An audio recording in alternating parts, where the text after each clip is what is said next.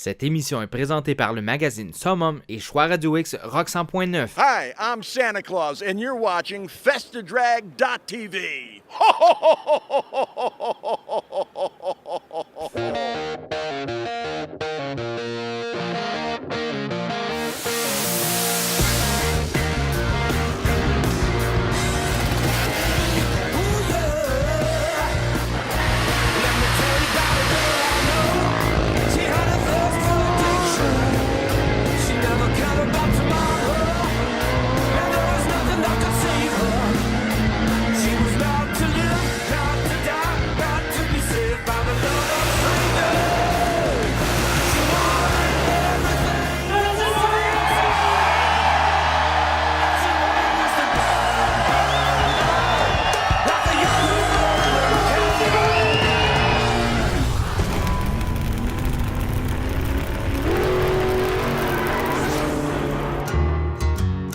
Salut tout le monde, on vous souhaite la bienvenue à notre spécial d'une heure de Festidrag.tv. Martin Danjou qui danse sur la strip à Las Vegas.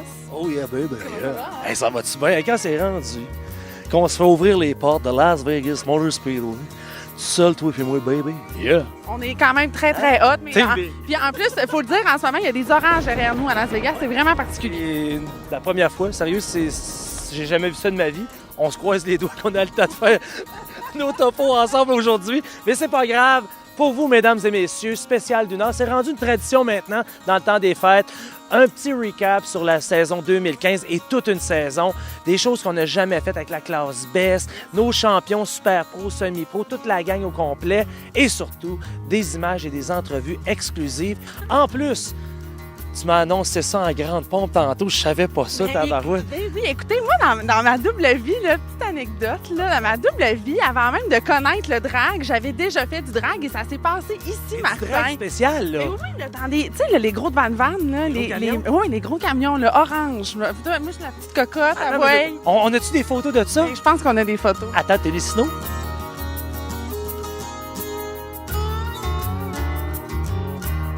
Alors, imaginez-vous, là, Sarah, hein?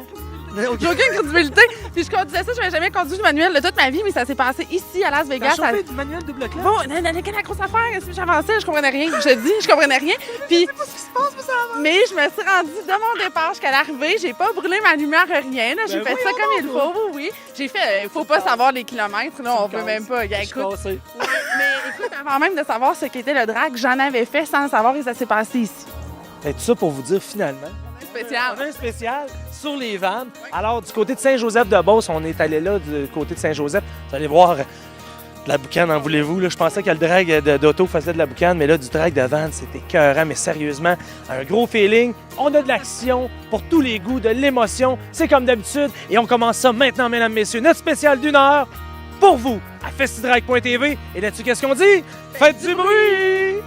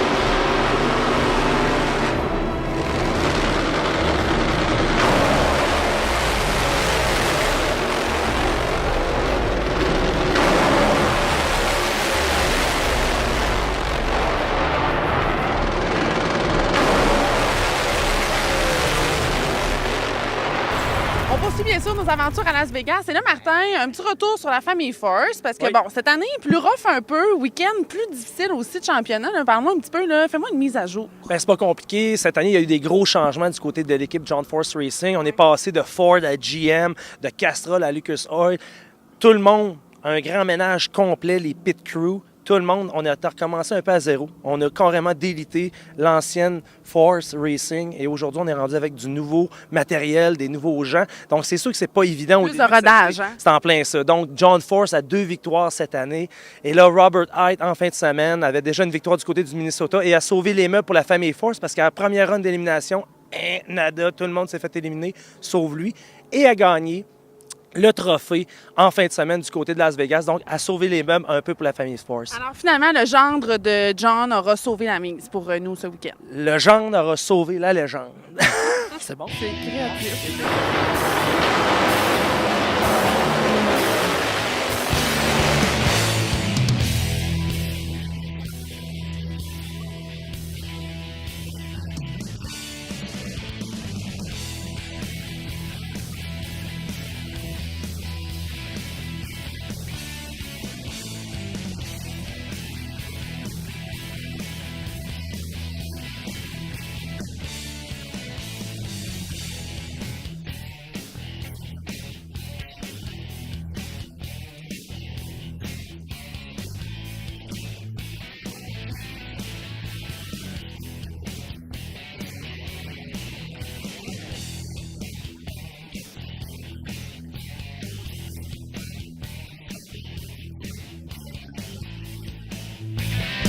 Et on s'en va rejoindre Sarah immédiatement au CIMA Show en compagnie de Phil Crow qui va nous présenter un des muscle cars mythiques du film Fast and Furious pour vous maintenant à festidrag.tv. Cette chronique musclée vous est présentée par le magazine V8 Passion.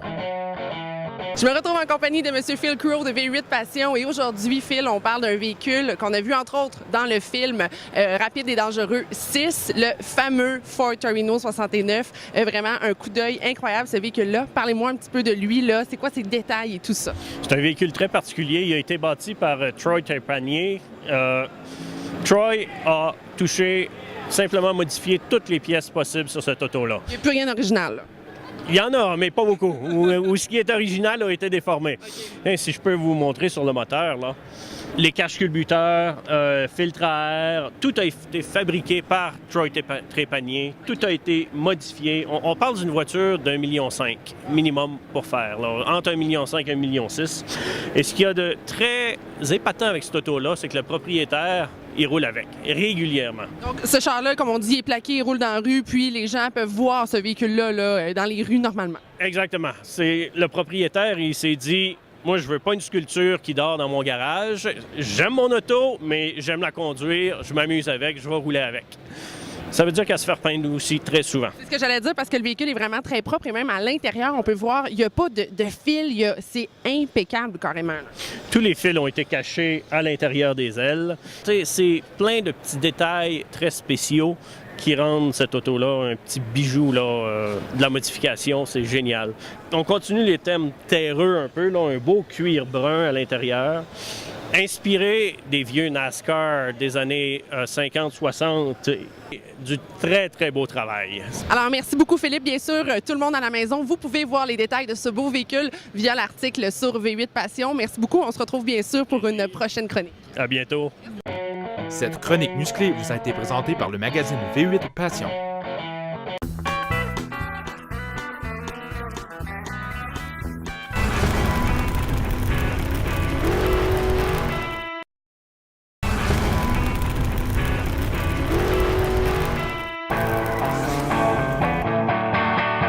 Je me retrouve en compagnie de Claude Parent chez Capital Chrysler pour parler aujourd'hui de Muscle Car. Parce que Claude, la beauté de la chose, c'est qu'ici même, on peut avoir un véhicule Muscle Car clé en main. Je me trompe? Non, tu ne te trompes pas du tout. Depuis 2015, dans la gamme SRT, on a sorti les modèles L4. Les modèles L4, on l'a dans le Charger, dans le Challenger présentement.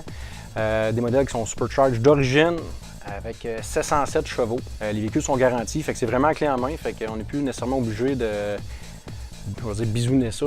Oui, bisouner ça dans le garage. Dans le garage, faire affaire avec, acheter nos pièces, courir après ça, faire les modifs. Ça marche pas toujours avec les ordinateurs maintenant. Tout ça. Fait que depuis cette année, dans le modèle L4, on est capable de commander vraiment notre couleur, avoir nos modèles, nos options, tout. Ah, mais c'est une belle nouvelle parce qu'il faut le dire déjà que le drag, c'est un sport qui prend énormément de temps et les gens qui veulent justement travailler près de leur véhicule, c'est du temps, c'est de l'argent, c'est du taponnage, on l'a dit. Et là, ici, on arrive clé en main. Donc, même quelqu'un qui ne connaît pas ça peut avoir son véhicule puis s'en aller ses pistes après ça. La réponse est excellente. C'est des véhicules qui sont à production réduite. Okay. Fait que il n'y en a pas nécessairement beaucoup sur le marché, il n'y en a pas en inventaire nécessairement énormément. C'est des commandes une à une encore. Les stocks, les productions sont vraiment, comme je dis, restreintes.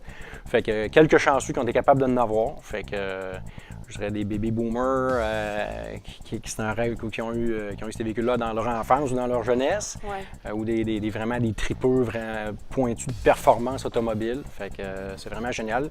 Les vidéos, les lancements étaient quand même très forts, les demandes très fortes. Avec les vidéos de drag, c'était 10,9 secondes sur le quart de mille stock. En tout cas, c'était quand même super performant comme véhicule. Fait que... Merci beaucoup, Claude. Bien sûr, pour tous ceux et celles à la maison qui aimeraient eux aussi avoir un véhicule muscle car clé en main, bon service, beau produit, full garantie, vous allez avoir tout ce qu'il faut. Merci.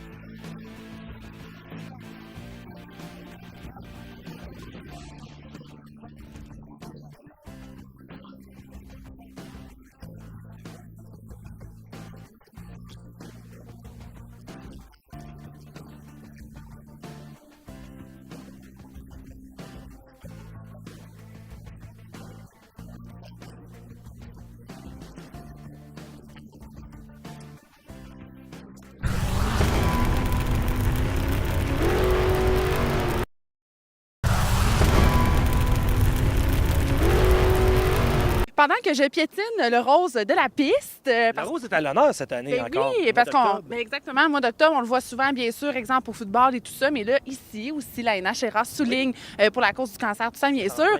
Et moi, je trouve que c'est un bel addon parce qu'il y a une femme qui a gagné un championnat cette année. Oui, en plus d'avoir gagné la course à Las Vegas, alors c'est un two-taker, 2 années de fil. C'est la première fois dans l'histoire de la National Hot Rod Association qu'une femme gagne un championnat l'an passé. Mais là, back-to-back, 2 de fil.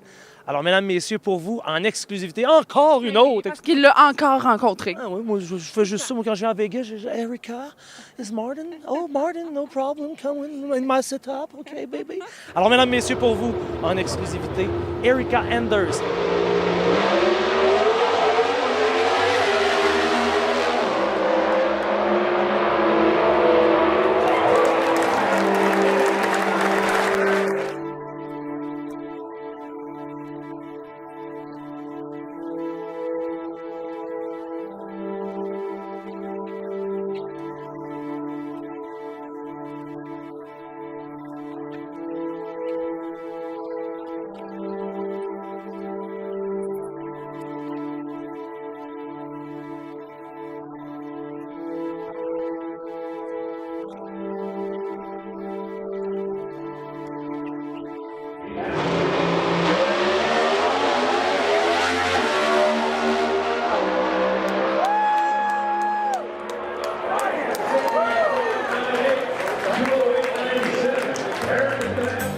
Hey Martin, moi je suis un peu jalouse, là. T'es rendu super bodé avec comme Antron Brown, genre en personne. Puis là, en plus, on a vécu un moment full magique ici à Las Vegas avec. Sérieusement, l'an passé, on avait vécu ça avec Tony Schumacher du côté de Pomona. La grande finale, la concrétisation d'un champion. Et aujourd'hui, on a eu la chance de l'avoir directement à Las Vegas, baby! Parce que ça aurait pu pas se passer ici, mais là, avec le classement, tout ça, tout s'est bien passé, puis on l'a eu de notre bord. Alors, on a une entrevue exclusive pour vous. Le nouveau champion de la National Hot Rod Association, Mike Big Body, Antron Brown, baby. My man. Mike.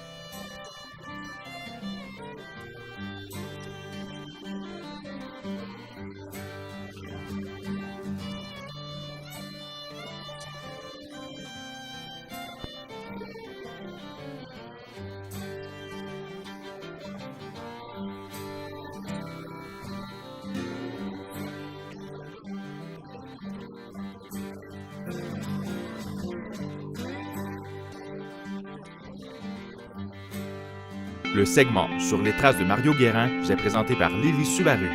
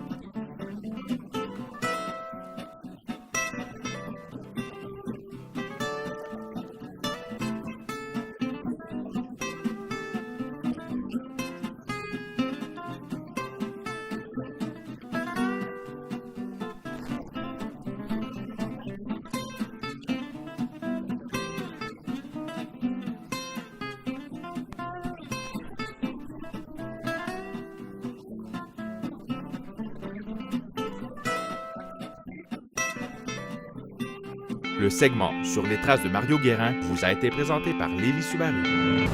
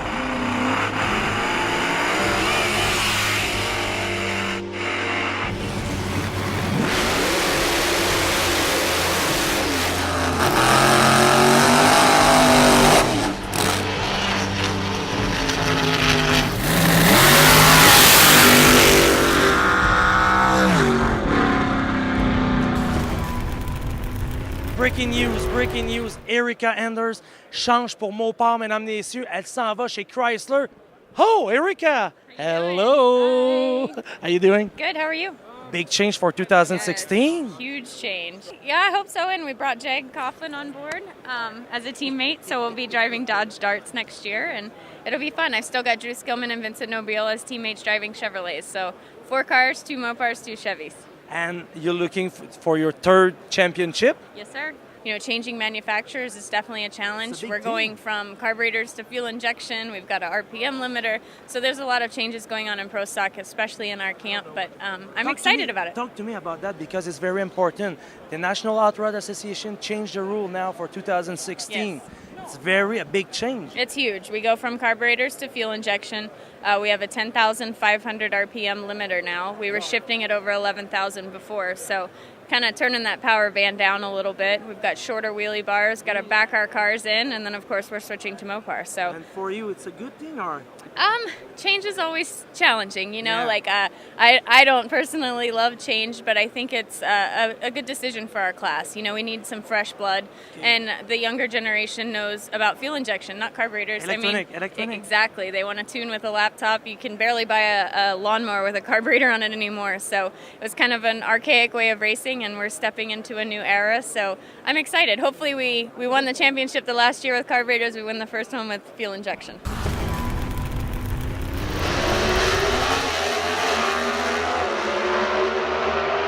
Alors, on vient d'avoir une entrevue avec Erica Enders qui nous parlait du système d'injection parce qu'on a un gros changement avec la NHRA. Vous savez, la NHRA, c'est old school, puis les changements, on n'en veut pas trop, puis quand il y en a, ben, tu sais, là, ça a comme brassé un peu d'un brancard. Puis aujourd'hui, on est avec notre chum Pat Dubois qui va nous expliquer en détail, parce que c'est important, là. Là, on vient de passer d'un monde à un autre. Oui, on passe du monde à carburateur qui ont été sur les moteurs depuis des années, depuis que la classe existe. On s'en va finalement dans les années 2000, après belle lurette, en 2015. Et on s'en va finalement vers un système d'injection.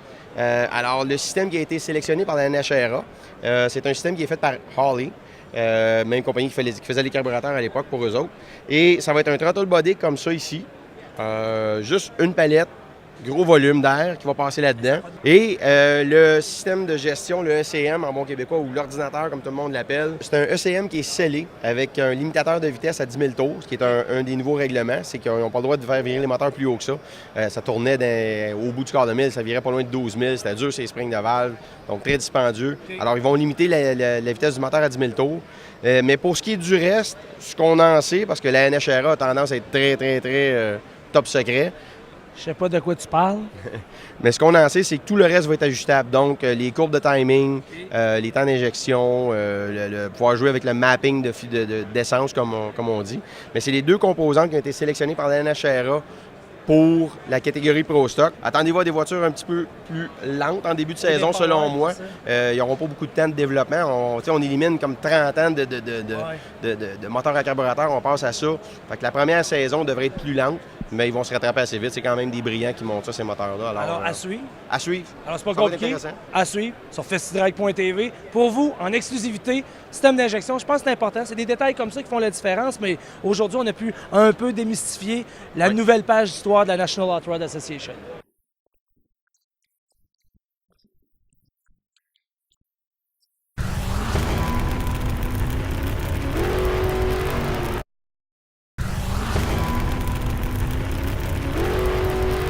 Amateurs de Harley-Davidson, de son et de puissance, vous allez être servi à souhait. On est avec le grand Manitou du Harley-Davidson dans l'Est du Canada, Stéphane Crête de Crête Performance. Comment ça va, mon Steph? Ça va bien, toi aussi, Martin? Ben, regarde, il fait beau. On a les plus beaux bikes au Québec, les Harley. On a quelques racers aussi avec nous, mais c'est vraiment le cœur Harley-Davidson, ton événement. Oui, c'est le championnat Fastest of the World.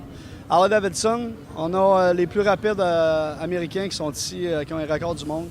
Parle-moi de ça justement parce que oui, au Québec, on a une niche justement, on a des bons racers, mais là, c'est spécial parce que tu as des Américains, puis pas n'importe quel, les gars les plus rapides au monde. Oui, on a Greg Dahl, c'est lui qui détient le record en temps dans la classe Open Street. On parle de quoi? 8,52. Sur le quart de mille. Oui, avec un tailleur de rue. Là, imaginez-vous, là, t'es avec un tailleur de rue, on s'entend, c'est pas un slick. Non. Fait que l'adhérence n'est pas pareille. Non. Là, faut que tu le tiennes, le bike. Tu sais, t'es en arrière d'un char, t'as pas la même sensation, là. Oui, là, qu'est-ce qui est différent, c'est qu'on n'a pas de wheelie bar, fait que c'est possible les wheelies, tu sais. Le gars se bat littéralement avec la moto pour tenir la moto en ligne droite. Oui, exactement. Puis on a aussi sa femme, Stacy Boys, qui est la femme la plus rapide au monde en Open Street. Elle va être ici aujourd'hui. On a deux autres Américains, Ken Miller puis Charlie Douglas, qui font partie du top 8 les plus rapides au monde. Donc, la crème de la crème en fin de semaine. Exactement. Puis moi, je détiens le record canadien à 8,63. Es-tu sérieux? On est proche. Excuse-moi, là, tu viens de me l'apprendre, tabarouette. C'est le fun. Tu sais, quand on dit tout le temps les Américains, puis les Américains, regarde, on en a la preuve. C'est pas parce que tu es Américain que ton BC est nécessairement meilleur. C'est une question de passion, c'est une question aussi d'amour pour le sport. Puis je pense que tu vas nous le transmettre. Tu nous l'as transmis depuis des années. Tu vas le transmettre encore avec Stéphane Crête en action, champion canadien. Et on vous présente tout de suite les Américains pour vous à festidrag.tv. I have a business back in Ohio and work primarily on Harley V-twin bikes, so I wanted to run a class that also pertained to a street-looking bike, so that's why I picked this class. And your best time and best mile with your bike? 863, 159. With the street tire and no wheelie bar, the front end is in the air most of the time on the start.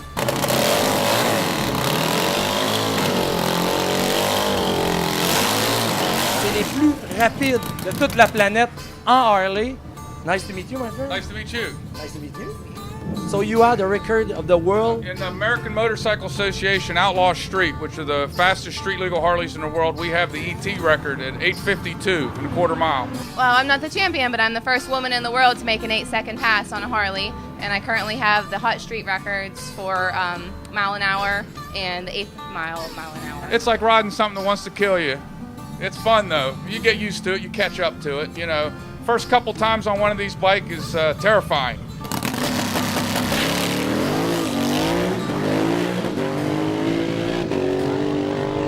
It's actually 145 cubic inches, makes approximately 260 horsepower. My God, and your best time, best speed? My best time is an 863 at 165 miles an hour. That's the fastest street Harley in the United States. Deep down inside, you can feel it in your chest. Just a very exciting, always a thrill. You never know with this style bike, with a street tire and no wheelie bar, what it's going to do. Is it going to wheelie? Is it going to spin? Is it going to spin then wheelie? Is it going to flip over backwards? A lot of the competition is actually yourself getting down the track. Then you worry about the guy in the other lane.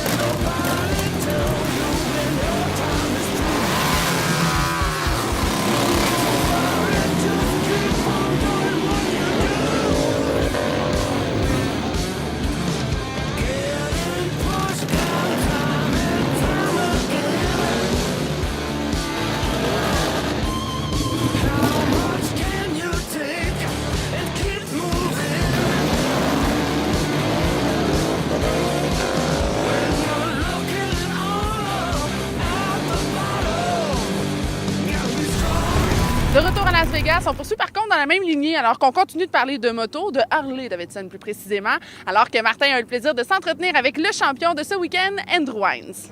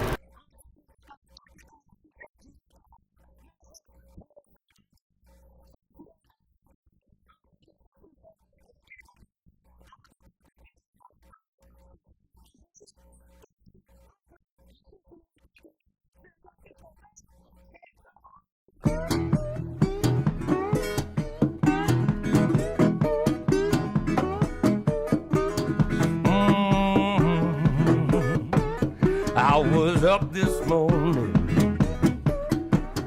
blues, walking like a man. Up this morning, blues, walking like a man. Worried blues, give me your right hand.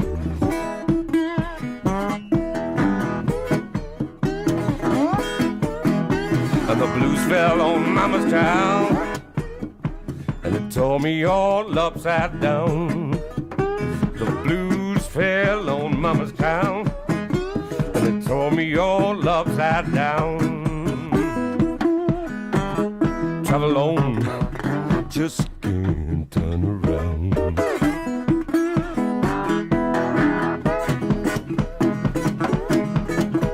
The blues is a nagging old hot. Are you gonna do that? Tell me all about it.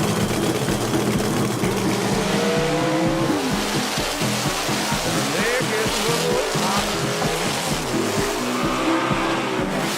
Rock 'em something.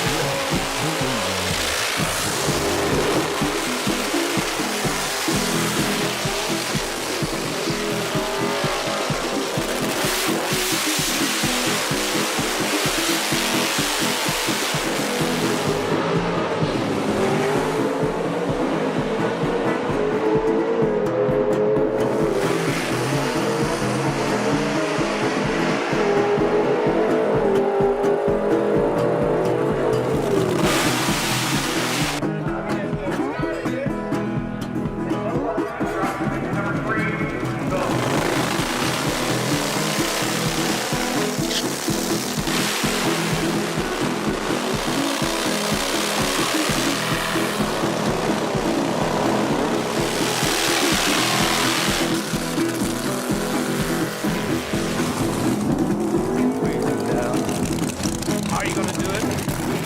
Tell me all about it. I've been studying walk drive.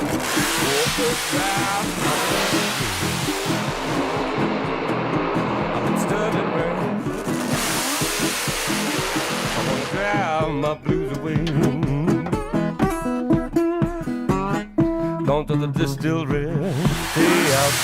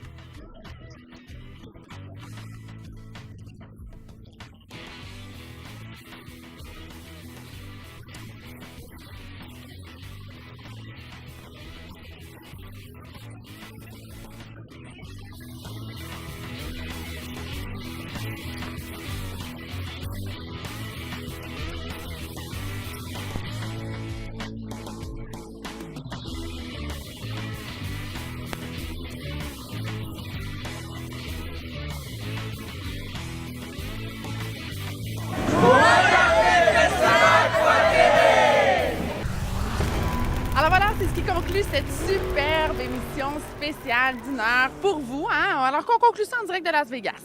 On vous a fait vivre ce qu'on a vécu. Des rencontres inédites, imprévues. Je vous le dis, là, il n'y avait aucun rendez-vous avec personne. On est arrivé ici, impromptu, et on a vécu la crème de la crème. Effectivement, Martin. Alors, en espérant que vous ayez apprécié, bien sûr... Qu'est-ce qu'il y a? Ça serait bien que tu le fermes. Oui, allô? Oui? C'est confirmé? T'es-tu sérieux? Merci. OK, hey, je te rappelle. OK, parfait, merci. Oui, moi aussi, je t'aime. Bye. Alors, mesdames, messieurs, hey, gars, c'est Vegas. Vegas is Vegas. Là, tu vas me dire qu'on va garder la cote? Ah ouais, on garde la cote. J'espère qu'on garde la cote. On est confirmé pour une 3e saison en direct de Vegas, mesdames, messieurs. Alors, vous voyez, c'est même pas arrangé avec le gars des vues. Télésino, on s'en fout. Alors, 3e saison confirmée pour Festrike.tv. Et ça, je pense, c'est grâce à vous. À chaque fois, vous êtes toujours plus nombreux et nombreuses à nous regarder. Je pense que c'est quelque chose qu'on fait avec notre cœur, puis je pense que vous l'appréciez, puis on aime ça. Sérieux, on aime ça. Effectivement. Alors, en espérant que vous ayez apprécié ce beau spécial d'une heure de bonus, de coups de cœur et de belles surprises qu'on vous a préparées, que vous avez vues durant l'émission. Et bien, saison 3, ça va être encore plus. Hein, Martin? Oui. Puis là, ce que vous savez pas, là, ce que vous sentez pas, là, c'est que présentement, on est dans le désert du Nevada. Il fait frais. Il fait 13. Il fait 13 degrés. Il fait frais en tabarouette. Mais c'est pas grave. Nous, là-dessus, qu'est-ce qu'on dit encore une fois pour la dernière fois en 2015? Faites du bruit! Bye bye tout le monde! Spécial d'humeur. Spécial d'humeur en Festi Drag à Las Vegas. Et du côté de Panamona, on a Panamona. Pomona. Pendant qu'on fait semblant d'être allongé sur la peine. Non, mais je suis pas maquillée, là. Sérieux? Le champion de la National Hot Rod.